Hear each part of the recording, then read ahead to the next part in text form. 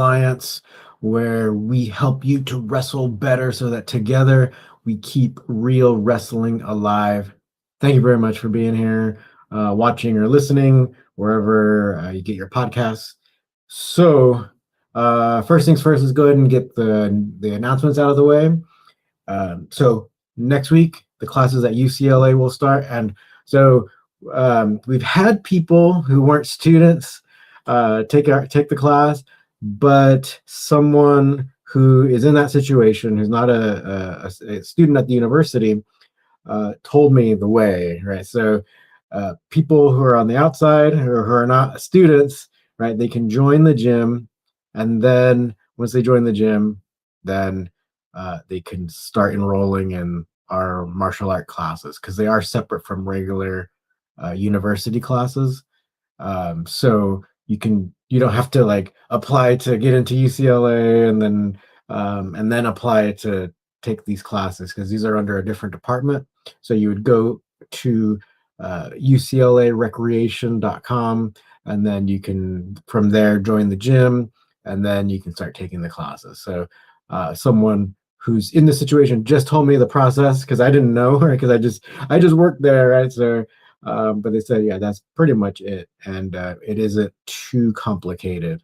So since a lot of people have been asking, that's how you do it. And so with that being said, our classes start on Monday. So we're getting off spring break right now and getting back into it.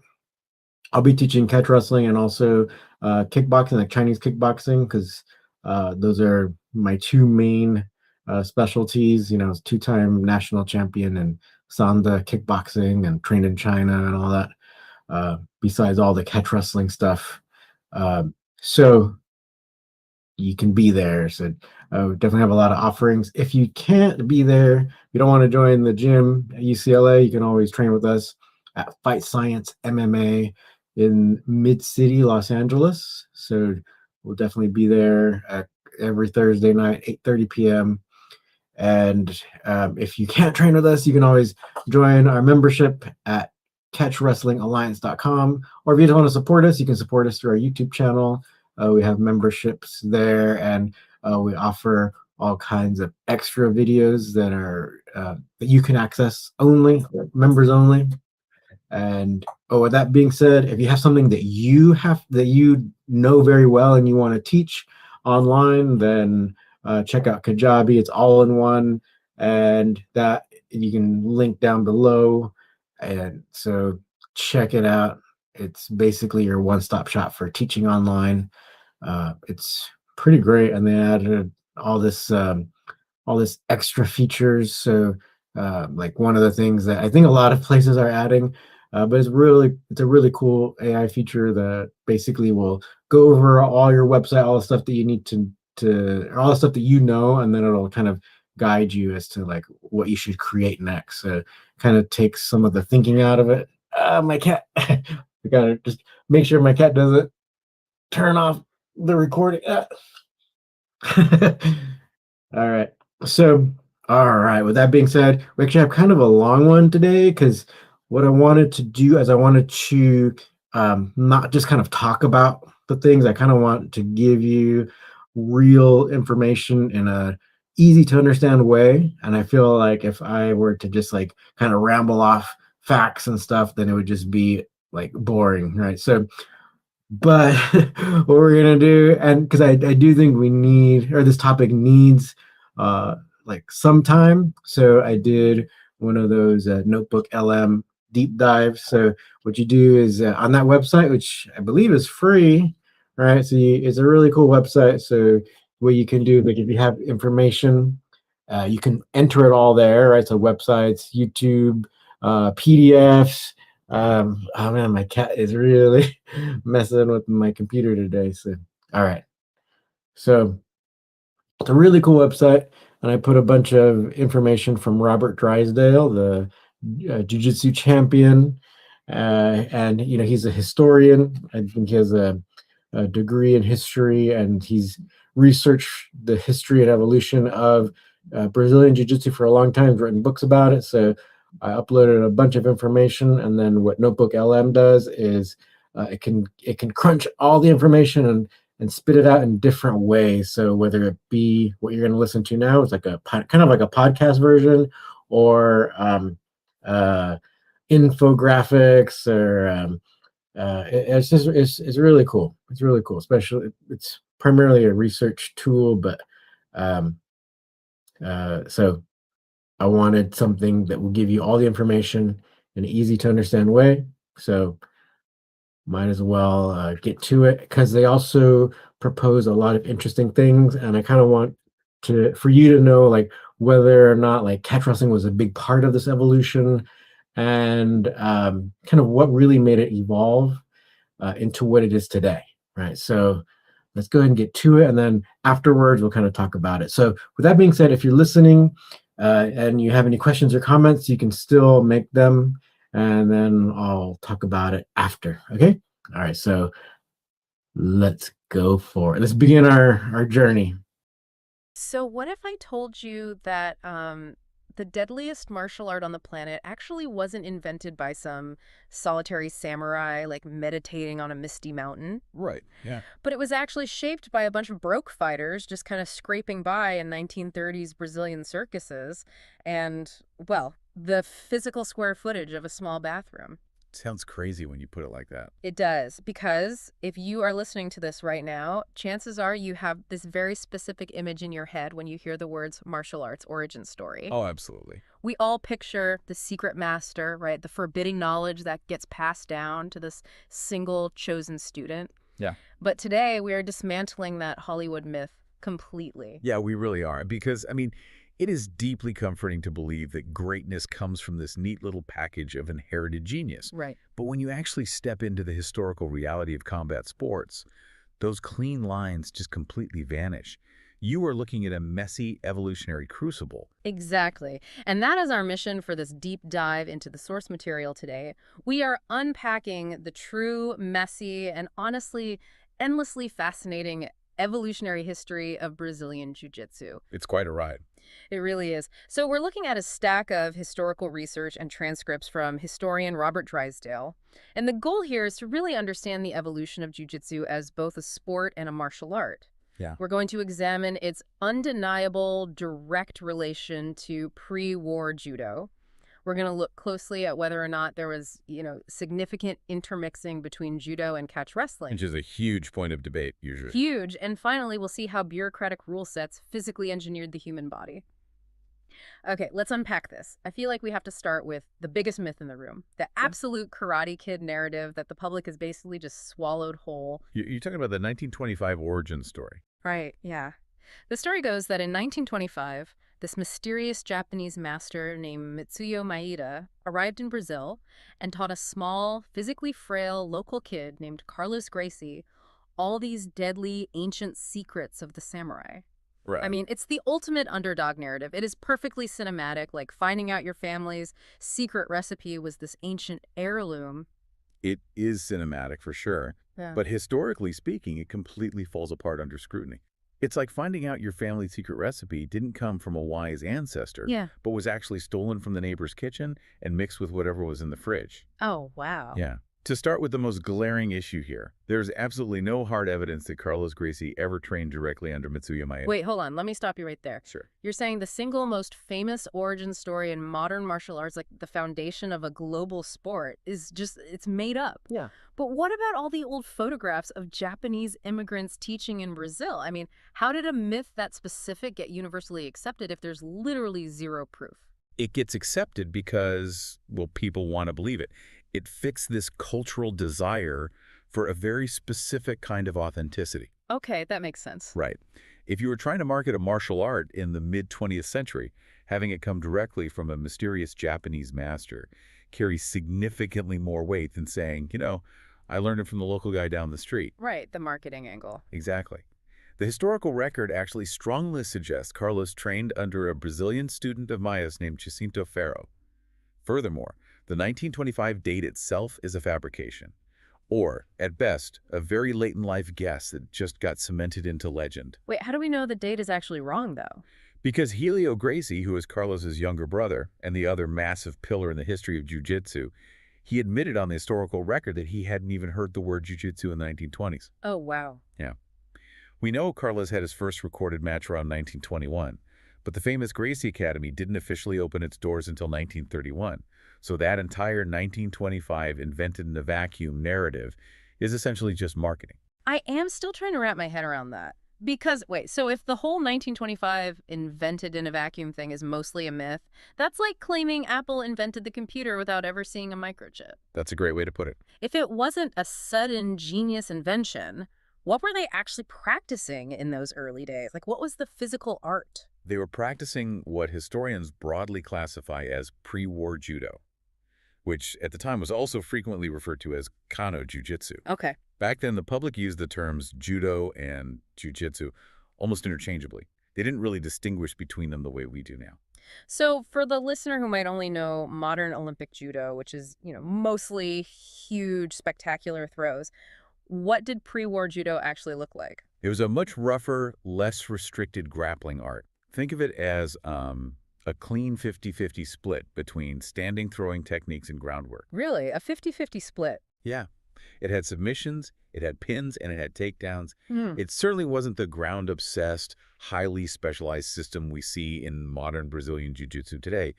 It was simply judo before judo became a highly regulated, standardized Olympic sport. So if Carlos and his contemporaries were essentially just doing a variation of early judo, why the massive historical split? Oh. Why did the Gracies distance themselves so fiercely from their roots and insist they had created something entirely new? Ambition. Pure, unadulterated ambition. To really understand this, you have to understand the Kodokan. What's the Todoken? The Kodokan was the governing body of judo back in Japan, and it was an incredibly strict traditional hierarchy. If Carlos Gracie and his family stayed under the umbrella of the Kodokan, they would have been forced to submit to that hierarchy. Ah, I see. They would have simply been another group of guys wearing judo black belts answering to a committee halfway across the world. Hmm. Carlos didn't want that. He wanted to build his own legacy, control his own organization, establish his own space. Let me just pause you there, because if you're listening to this on a commute, that might have rushed by. Basically, what you're saying is the split wasn't initially about discovering some magical new fighting technique. Not at all. It was a business and ego decision. They wanted off the corporate ladder so they could start their own company. That is a highly accurate way to frame it, actually. Yeah. But, that specific business decision had massive physical consequences. How so? Because they rejected the traditional Kodokan hierarchy, they were effectively locked out of the standard judo competition circuits. They couldn't just walk into polite, regulated judo tournaments and compete. So if Carlos Gracie is locked out of the nice, polite judo tournaments, he has to make rent somehow. Where does a martial artist go when the establishment rejects him? He goes underground. Which brings us to the wild, chaotic arenas of 1930s Brazil. Walk me through this environment, because from the sources, this sounds like the Wild West. It absolutely was. Hmm. Imagine the brutal reality of Brazil during the Great Depression. You have desperate, highly skilled fighters from all over the world trying to make a living. Just scraping by. Exactly. You have boxers, capoeira fighters, judokas, and catch wrestlers. They are colliding in these long, violent, sometimes completely staged matches in circuses, soccer stadiums, dirt rings. By 1933, the promoters and fighters established a format called Vale Tudo. Which literally translates to anything goes, right? Correct. Anything goes. You could wear a heavy canvas gi, or you could fight in tiny wrestling trunks. Yeah. You could use headbutts. You could throw elbows. You could strike with closed fists. Wow. There were often no time limits. It was an absolute crucible of physical violence and the true birth of modern mixed martial arts, literally decades before anyone put a cage on television. So all these different styles are clashing in these circus rings. I want to zero in on this because it's a huge part of the research we are looking at. Tell me about the actual influence of catch wrestling here. Oh, it's significant. Is there significant evidence that there was a lot of intermixing between catch wrestling, judo, and what would become jiu-jitsu? Because the traditional narrative is always that jiu-jitsu remained this pure, untouched Japanese art. There is massive, undeniable evidence of intermixing. The idea of a pure art surviving in that environment is just a fantasy. Cross-training wasn't just common. It was a matter of financial survival. You had to win to eat. Exactly. If you are fighting to feed your family, you have to know how to beat the guy standing in front of you, regardless of his style. We know from the historical record that prominent figures like George Gracie cross-trained heavily with catch wrestlers. But how did those styles actually blend physically? Because catch wrestling and judo seem philosophically totally different to me. They were very different. Catch wrestling, which came largely from American and British carnival wrestlers, was incredibly brutal. It was built around causing immediate agony, twisting joints, neck cranks, ripping shoulders out of sockets. Right. Whereas judo was much more focused on precise leverage, balance, the physics of the human body. When these styles collided on the mat in Brazil, the practitioners took the devastating, painful joint locks of catch wrestling and started applying them using the sophisticated leverage principles of judo. So they mashed them up. They completely synthesized the two. But the most undeniable proof that this intermixing happened doesn't actually come from old photographs. It comes from linguistics. I'm listening. The terminology Brazilians use for their techniques acts as a linguistic fossil record. Think about it. If jiu-jitsu was a pure Japanese art passed down flawlessly, the terminology for the joint locks would all be in Japanese. Yeah, obviously. But they aren't. When Brazilians in jiu-jitsu apply a joint lock, they very often use English-derived terminology. They don't use Japanese, and they don't even use pure Portuguese. They say army lock, they say leggy lock. Wait, army lock? That's incredible. Yeah. Here's where it gets really interesting. So the language itself is a fossil record. That's exactly like linguists finding foreign loanwords in an ancient language to prove that two completely isolated tribes were actually trading with each other. That's a perfect analogy. The catch wrestlers literally left their fingerprints right on the vocabulary of the martial art. It is absolute proof of cross-pollination. Furthermore, the foundational shoulder lock in jiu-jitsu is universally called the Americana. And the historical documents show that this term was being actively used in Brazil long before the famous American wrestler Bob Anderson ever supposedly introduced it there. So it was already baked in. Exactly.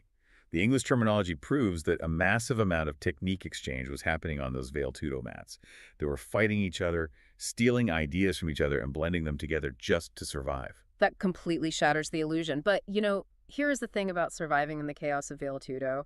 A martial art can't survive across generations on chaos alone. No, it cannot. The wild cross-training provided the raw materials, like the unrefined ore. But to teach it, to formalize it, to pass it down, an art needs structure. Which brings us to the most mind-bending part of this entire deep dive, how the formal rules of competition ultimately force this art to mutate into a completely different species. Yes, this is where we see the actual mechanics of evolution. You organize chaos through rule sets. The evolution of Brazilian Jiu-Jitsu's bureaucratic rule sets is really the hidden engine of its entire history. It's all about the paperwork. Basically, if you look at the timeline, it is staggering. Let's start in 1954. The Gracie Academy holds an in-house tournament, and we actually have the rule set for it. What did it look like? It was practically still judo. The 1954 rules heavily reflect that old 50-50 split between standing throws and groundwork. Crucially, they were still awarding a full point for a 30-second hold down. Let me clarify that. Are you talking about simply pinning someone's back to the mat? Yes. In Japanese judo, this is called osaikomi.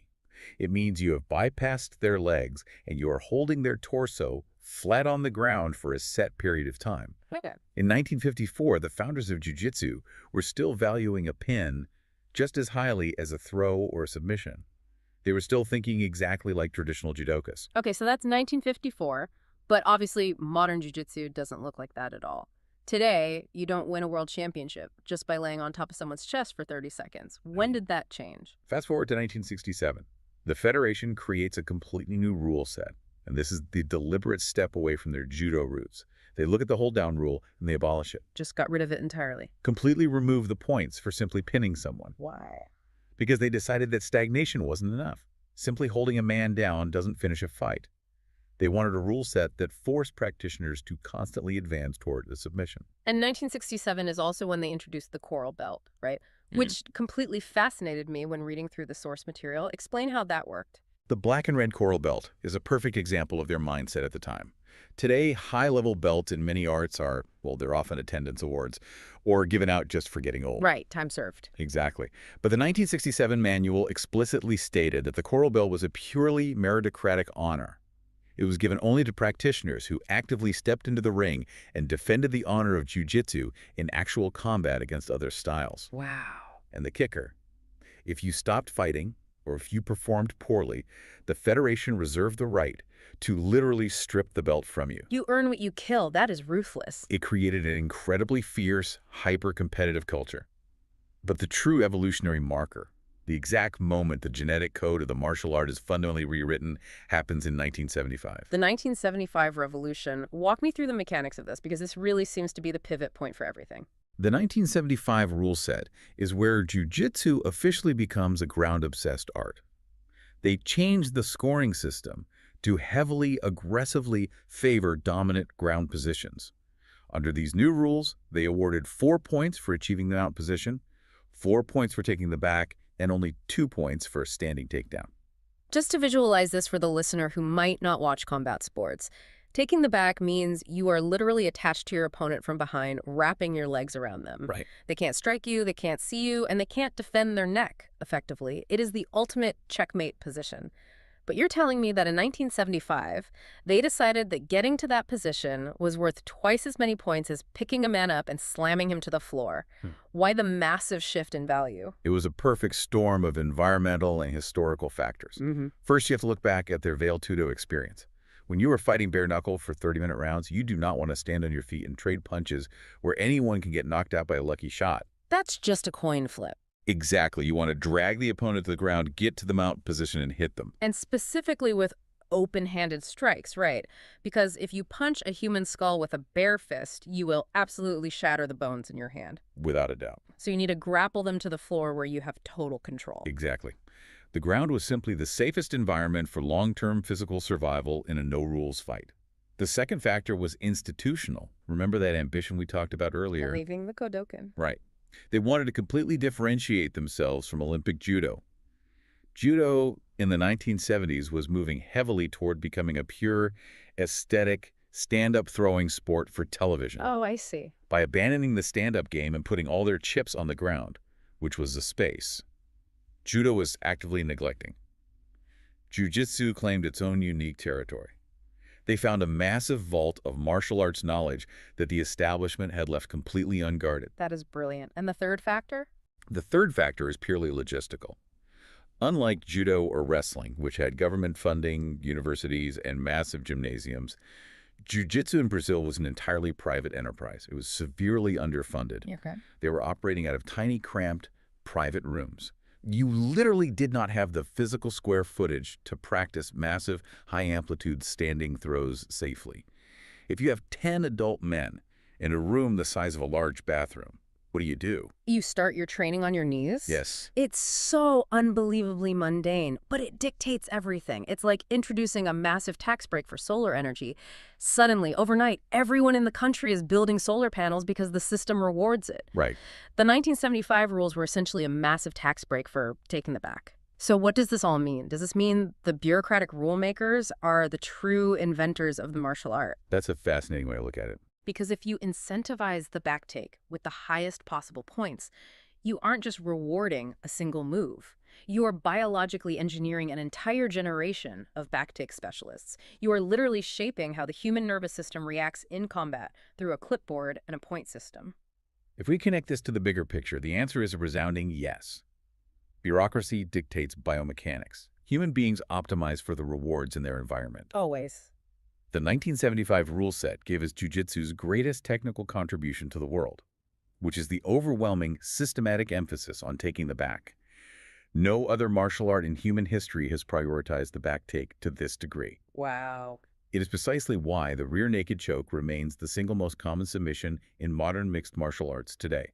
To use an analogy from the historian's research in 1975, is the exact moment the art stopped being a judo wolf and definitively became its own distinct breed, a highly specialized ground fighting pit bull. It is genuinely incredible. The environment, the small bathroom-sized mats, the bare-knuckle circus fights, the desperate need for rent money, and the clipboard point systems literally built the physical martial art we see today. Piece by piece. Which brings us back to you, listening right now.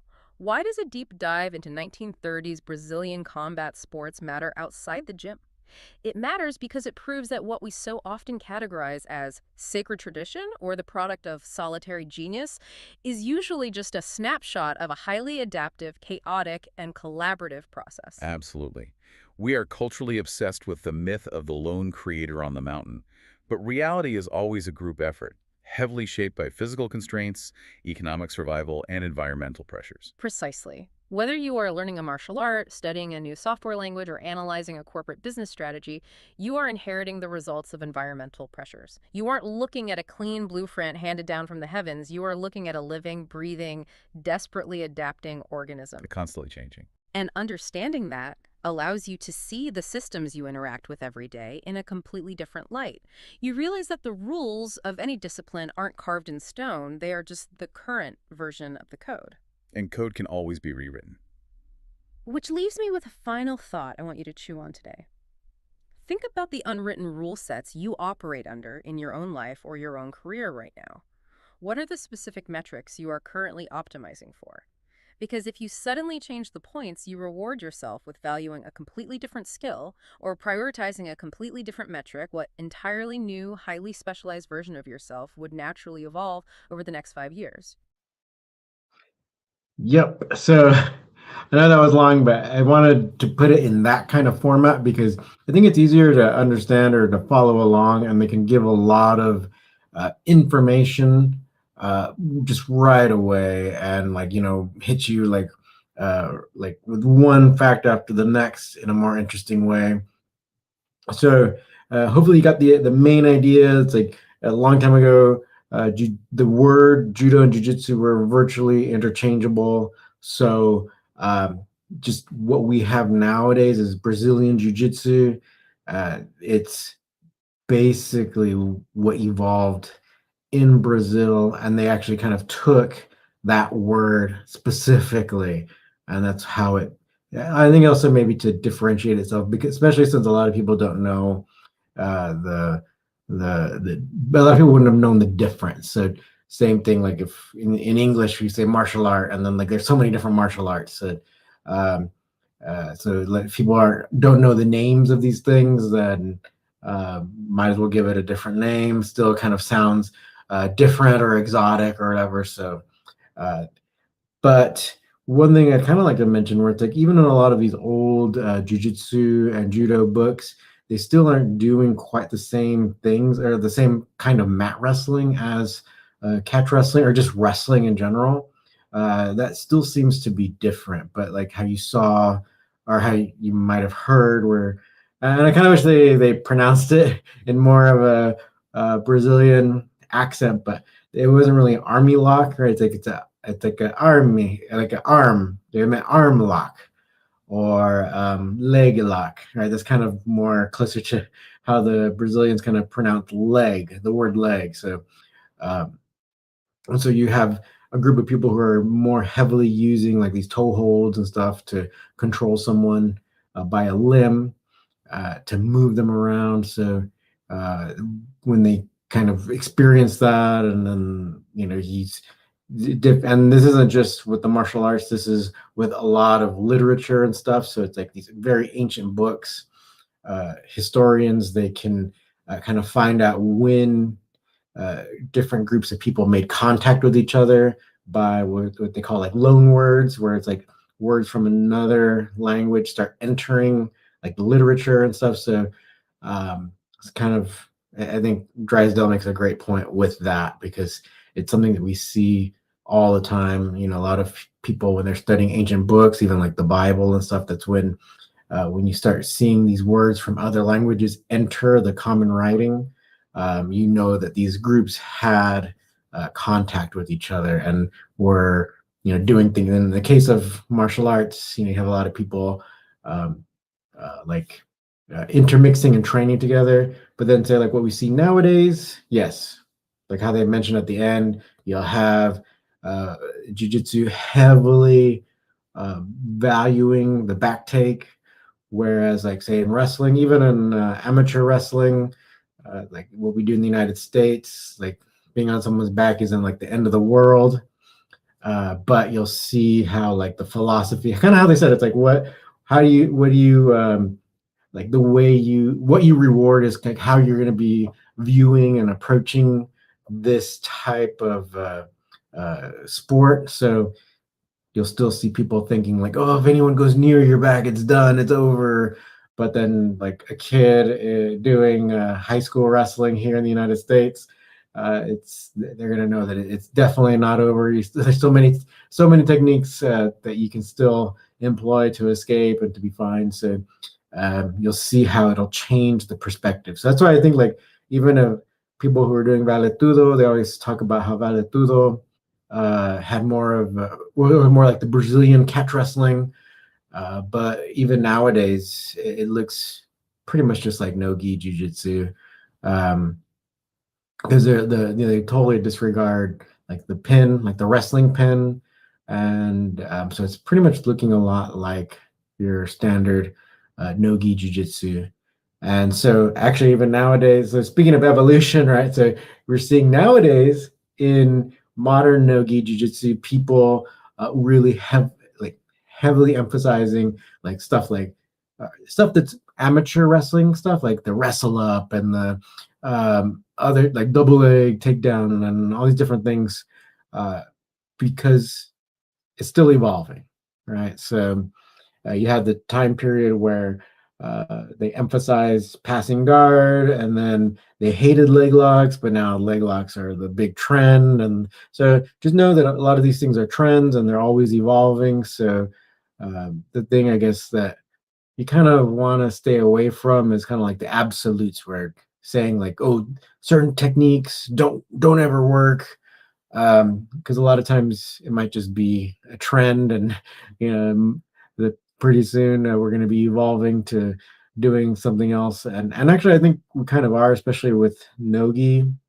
How they're already adding a lot of amateur wrestling into it, so that's definitely a place where it's evolving.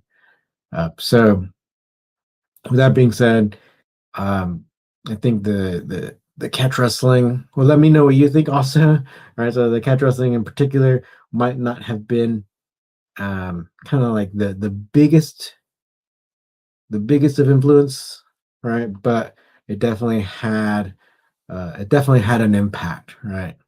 Because you definitely have like some English words in there, right? And so, but yeah, the purpose of its evolution to survive and all that, and to grow. It wasn't necessarily about like, oh, what are we gonna absorb to become better and better? But it's more like, what are we gonna do to kind of keep this alive? So, different rules or rule sets kind of came up, and to kind of differentiate itself, and for it to be seen as like something that's different from judo. So they weren't necessarily, it seems like they weren't necessarily thinking about, oh, how are we going to differentiate ourselves from catch wrestling. So it wasn't something like that. It was more of how we're going to differentiate ourselves from our parent judo. So hopefully you enjoyed this. I really wanted to put it in like that kind of very clean, or at least I felt like these deep dives are kind of a clean way to give you a bunch of information, like just back to back, in a way that is easy to understand, easy to absorb, because I kind of like some of the analogies they give. So let me know if you like that. I'll try to keep it shorter, but I figured like this is such a long time period that I figured just like the 19-minute thing you just listen to, um, it was like it was necessary. So I want to say hello to Irish New Zealand. Saying hello from Wellington, New Zealand. I had an opportunity to go to Wellington, New Zealand. It's the capital of New Zealand. For people who might not know, it's just a beautiful city. It's like a really awesome like place to walk around. Have some great hills, and parts of Lord of the Rings were filmed in the hills surrounding the city. So it wasn't just all in one area. They used so many parts of that beautiful country. So hello back from Los Angeles. And so just so you know, just a reminder from the beginning, classes are starting again at UCLA. If you're a member of the public, you can join, but you have to join the gym and then enroll in the classes. So you can go through UCLA Recreation. I think it's uclarecreation.com. And then if not, you can always train with us outside at Fight Science MMA Thursday nights. Also online, catchwrestlingalliance.com, or you can just support us on our YouTube channel. We're at Catch Wrestling Alliance. So hopefully, this was enlightening, because I thought it was pretty interesting. I really like Robert Drysdale's like his compilation and synthesis of all this information. So I really want that to be out there, because you hear all kinds of things, and it's good to kind of get something that's more based in fact and not myth. All right. Okay, so if no one wants to comment, I guess maybe we can end it here. So thank you for listening. Our main goal always is to help you to wrestle better, so that together we keep real wrestling alive. See you next time.